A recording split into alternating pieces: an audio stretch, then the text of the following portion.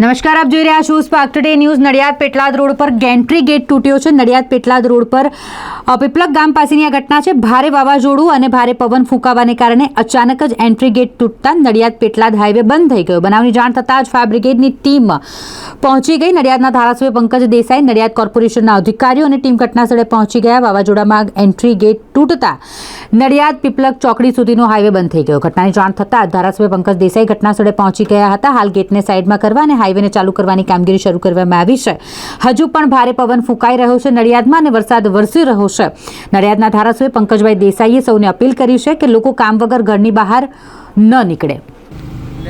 આમ તો વરસાદની આગાહી હતી, પણ આટલો ભારે પવન સાથે વરસાદ આવશે, વાવાઝોડું આવશે એવી કોઈ પૂરતી માહિતી નહોતી। અને આ વાવાઝોડા સાથે પવન સાથેનો જે વરસાદ આવ્યો અને પવન એટલો બધો હતો એ કદાચ કેટલાય કિલોમીટરની સ્પીડે પવન હશે, એના કારણે સમગ્ર નડિયાદ, આજુબાજુ નડિયાદ તાલુકાના દરેક ગામડાઓની અંદર ઝાડ પડવાથી માંડી, વીજળીના પોલ પડવાથી માંડી, સાઇન બોર્ડો પડવાથી માંડી, હોલ્ડિંગ પડવાથી માંડી અને ઘણું બધું ભારે નુકસાન થયું છે। નડિયાદમાં આ એન્ટર થતો ગેન્ટ્રી છે આરએનબીની।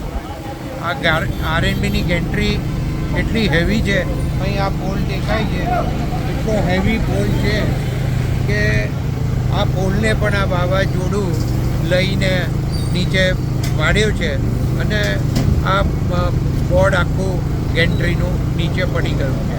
તો આવું કેટલી જગ્યાએ નુકસાન થયેલું છે અને જેટલી જગ્યાએ પહોંચીને ઝડપથી આ બધા જ રોડો સાફ થાય અને ટ્રાફિકની અવરજવર ચાલુ થાય, એટલા માટે અમે સદંતર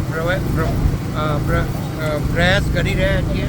એમાં આરએનબી ડિપાર્ટમેન્ટ છે, મ્યુનિસિપલ કોર્પોરેશન પણ છે, ફાયર બ્રિગેડનો સ્ટાફ પણ છે, ફાયર કોર્પોરેશનના જેસીબીથી માંડી અને અમે પ્રાઇવેટ જેસીબી મશીનોએ મંગાવ્યા છે।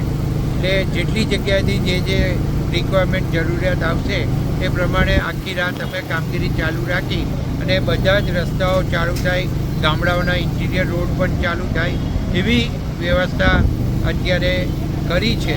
અને જ્યાંથી પણ અમને ફોન આવશે ત્યાં અમે આ જેસીબી મશીન મોકલી અને ઝાડ પડ્યું હશે તો એનો તાત્કાલિક ખસેડવાનો પૂરો પ્રયાસ કરીશું। વાવાઝોડાની અસર હજુ પણ યથાવત છે, શું કહેશો, અપીલ શું કરશો? અત્યારે હજુ વીજળી કડાકા સાથે થાય છે, પવન પણ એટલો જ છે અને ક્યારે વાવાઝોડું ફરીથી આવે એનું કોઈ ઠેકાણું દેખાતું નથી।